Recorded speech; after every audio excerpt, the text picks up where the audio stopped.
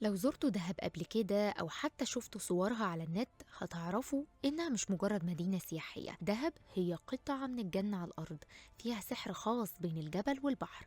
ميتها الصافية، شعابها المرجانية بتخليها واحدة من أجمل بقاع الأرض للغوص والسياحة البيئية. لكن للأسف الجنة دي تحت خطر حقيقي. السلوكيات غير المسؤولة، الزحمة، التلوث، كلها عوامل بتهدد جمالها الفريد.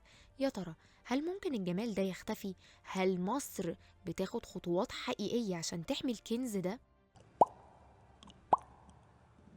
الضغوط على البيئة البحرية في دهب وتحديدا في منطقة البلو هول ومحمية أبو جالوم زادت بشكل كبير في السنين الأخيرة. السياحة اللي هي مصدر رزق رئيسي ممكن تكون أكبر خطر لو مش منظمة. أغلب الناس بتيجي تستمتع بالبحر، بس مش بيبقوا عارفين إن لمسة واحدة لشعبة مرجانية ممكن تبوظها وما تخليهاش موجودة.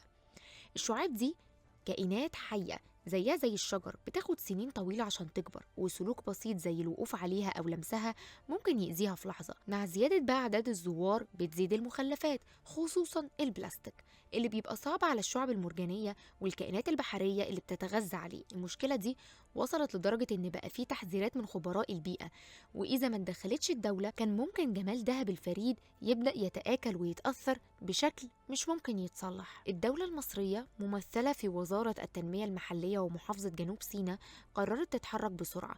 الدكتورة منال عوض وزيرة التنمية المحلية وجهت بتطبيق خطة شاملة لحماية المنطقة، هدفها واضح: الحفاظ على الثروة القومية.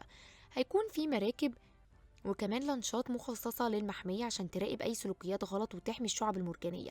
حراس من أهلها، وده أهم جزء في الخطة. هيتم تفعيل نظام حراس في المحمية بالتعاون مع المجتمع البدوي المحلي. ليه أهل دهب بقى؟ لأنهم أكتر ناس تعرف قيمة المكان، وترابطهم مع الطبيعة هناك بيخليهم حراس أمناء عليها.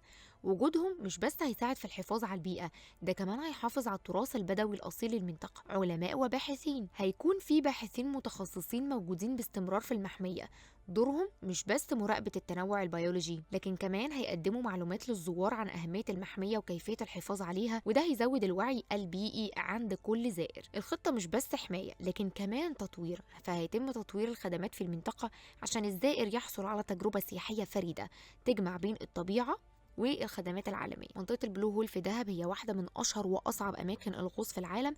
هي عبارة عن حفر كده طبيعية عملاقة تحت المية، عمقها أكتر من 100 متر. جمالها بيجذب غواصين محترفين من كل مكان في العالم، لكنها في نفس الوقت محتاجة اهتمام خاص عشان لا يتم استغلالها بشكل خاطئ. حماية أماكن زي البلو هول هي اللي بتضمن استدامة السياحة البيئية، وبتخلي دهب وجهة لمحبين الطبيعة مش مجرد مكان لقضاء أجازة عادية. الخطوة دي بتؤكد إن مصر بتتحرك بجدية في مجال السياحة المستدامة، وعندنا في مصر 30 محمية طبيعية زي رأس محمد وسانت كاترين ووادي دجلة، كل محمية ليها طبيعة خاصة وتراث فريد.